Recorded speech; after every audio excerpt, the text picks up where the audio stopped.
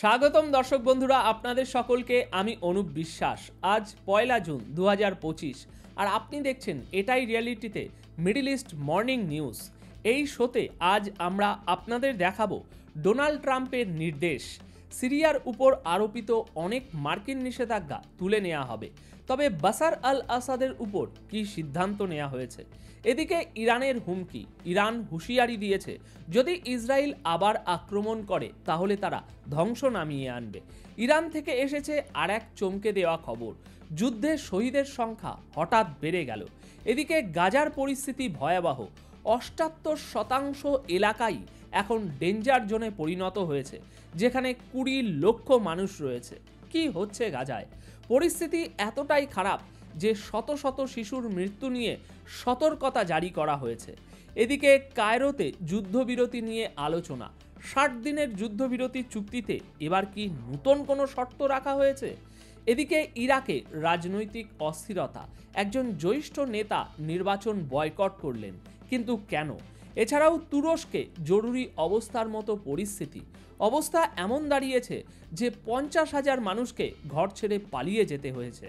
শুধু হেডলাইন নয় দর্শক, এর থেকেও আরও বেশি থাকছে খবর।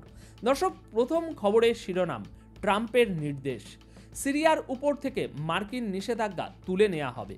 আমেরিকার প্রেসিডেন্ট ডোনাল্ড ট্রাম্প আজ একটি নির্বাহী আদেশ সই করবেন, যার মাধ্যমে সিরিয়ার উপর আরোপিত অনেক মার্কিন নিষেধাজ্ঞা তুলে নেওয়া হবে। এই ঘোষণা হোয়াইট হাউস নিজেই করেছে। সম্ভবত আপনি যখন এই ভিডিওটি দেখছেন তখন ওই নিষেধাজ্ঞাগুলো ইতিমধ্যেই তুলে নেওয়া হয়ে থাকতে পারে। তবে হোয়াইট হাউসের মুখপাত্র ক্যারোলিন একটি প্রেস ব্রিফিংয়ে স্পষ্ট করে জানিয়েছেন, সিরিয়ার প্রেসিডেন্ট বাশার আল আসাদ এবং তার ঘনিষ্ঠ কিছু গুরুত্বপূর্ণ ব্যক্তি ও কর্মকর্তাদের উপর এই নিষেধাজ্ঞা এখনই তোলা হবে না। চূড়ান্তভাবে কারা নিষেধাজ্ঞার আওতায় থাকছে তা জেনে নিন।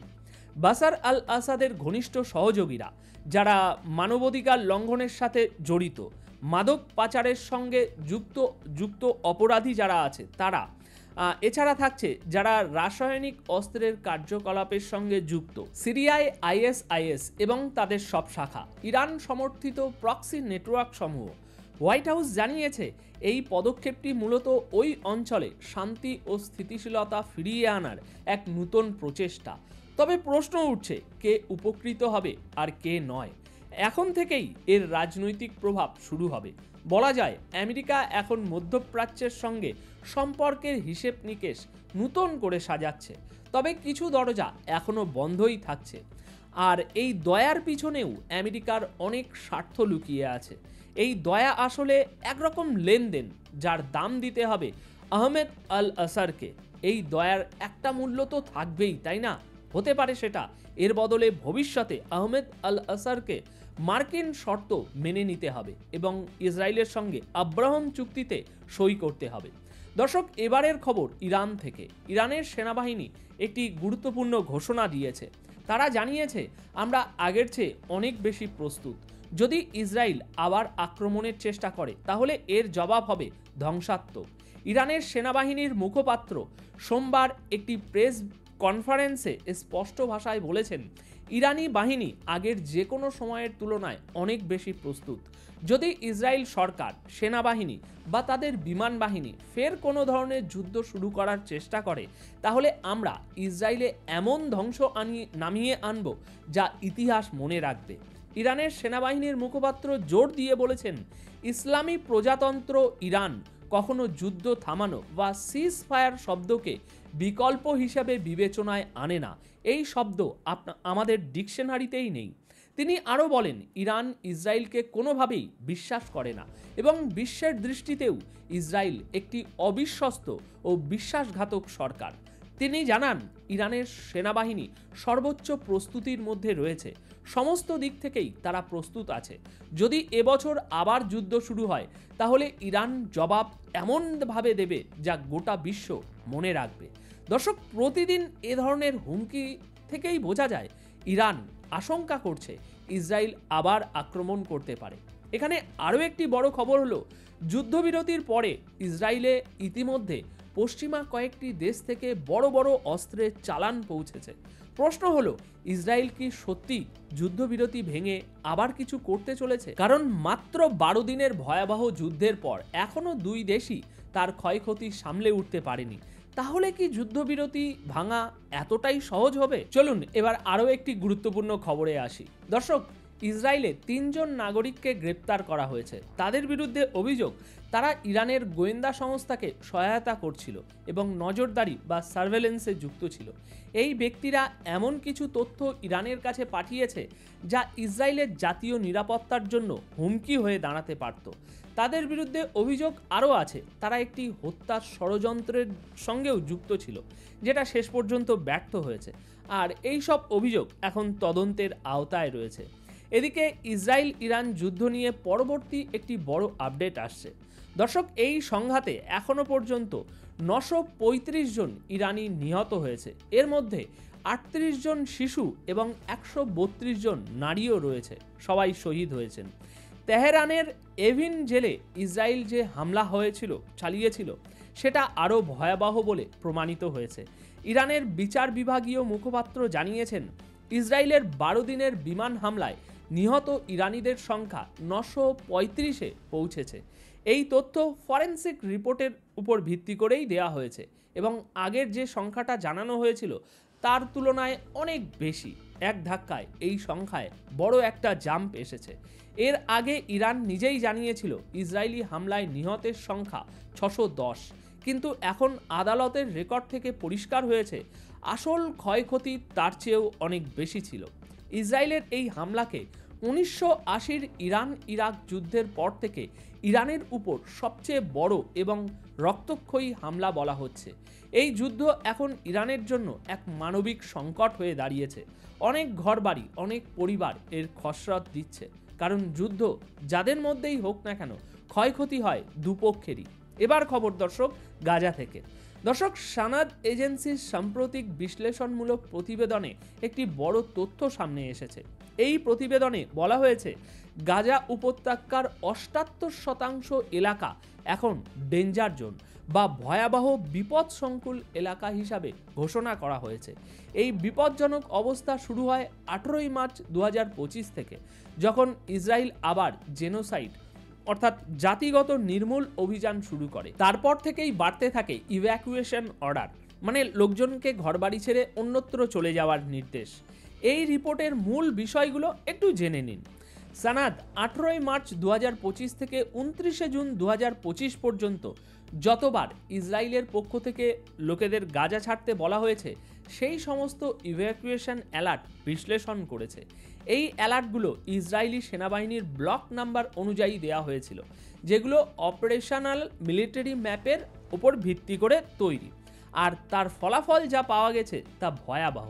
গাজায় মোট 364.8 বর্গ কিলোমিটার এলাকার মধ্যে 282.8 বর্গ কিলোমিটার এখন রেড জোন বা বিপদ সংকুল এলাকা হিসাবে চিহ্নিত।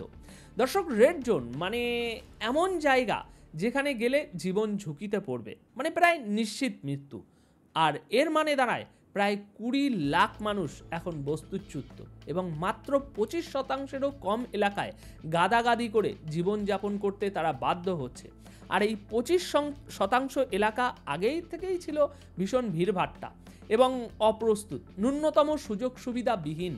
সুতরাং গাজা এখন যেন এক জীবন্ত মানুষের কারখানা, যেখানে মানুষ বেঁচে আছে ঠিকই, কিন্তু প্রতিটা মুহূর্তে মৃত্যুর ছায়া তাদের মাথায়। এখন ইভ্যাকুয়েশন মানে আর নিরাপদ আশ্রয় খোঁজা নয়, বরং ঝুঁকিকে সঙ্গে নিয়েই বেঁচে থাকার লড়াই। দর্শক, পরবর্তী বড় খবর হচ্ছে ছোট শিশুদের দুধ পুরোপুরি ফুরিয়ে গেছে এবং নবজাতক শিশুদের জীবন এখন চরম ঝুঁকির মধ্যে পড়েছে।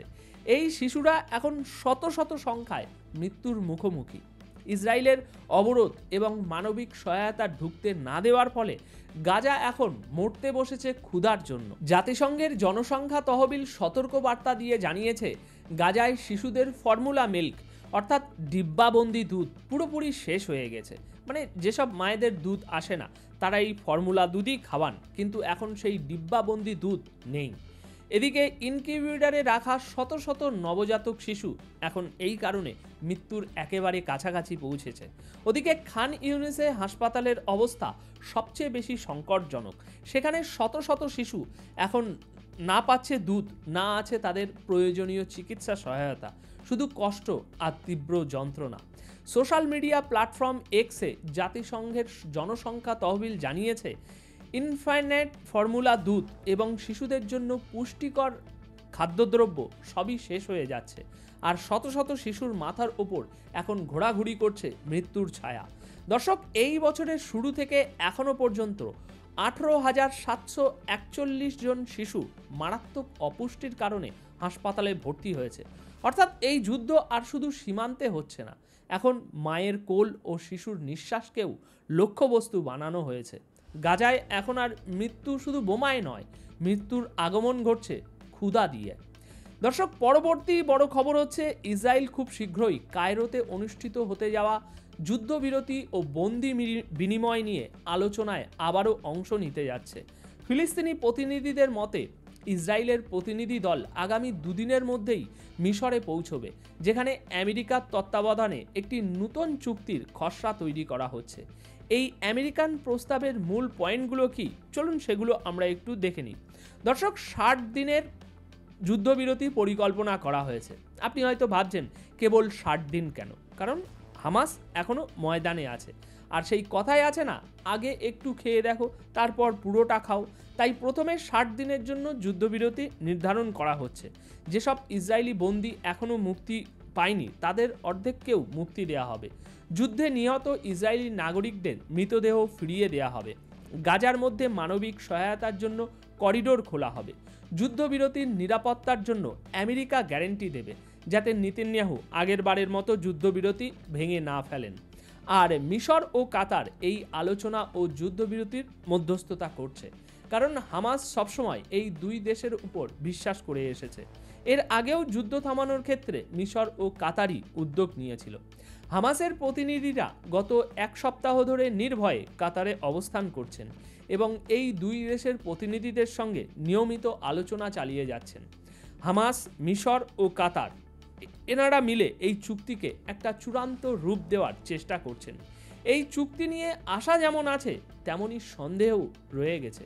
কিন্তু গাজার এই ক্ষুধা, বোমাবর্ষণ ও মানবিক বিপর্যয়ের মধ্যে যদি যুদ্ধবিরতি বাস্তবে পরিণত হয়, তবে লাখো লাখো মানুষের জন্য একটা বিশাল স্বস্তির কারণ হবে। এটাই এখন অবস্থা এমন যে যুদ্ধ যত কঠিন নয়, শান্তির পথে পৌঁছানো তার থেকেও কঠিন হয়ে দাঁড়িয়েছে। আসুন পরবর্তী খবর। ইসরায়েলি হামলাগুলো গাজাকে আবারও রক্তাক্ত করে তুলেছে। গতকাল যেসব আত্মঘাতী হামলা ও কামানের গোলাবর্ষণ হয়েছে তাতে কমপক্ষে 92 জন ফিলিস্তিনি শহীদ হয়েছেন। হামলাগুলো সেই এলাকাগুলোতে হয়েছে যেখানে গৃহহীন মানুষ আশ্রয় নিয়েছিল। অনেকেই আহত এবং পরিস্থিতি অত্যন্ত সংকটজনক।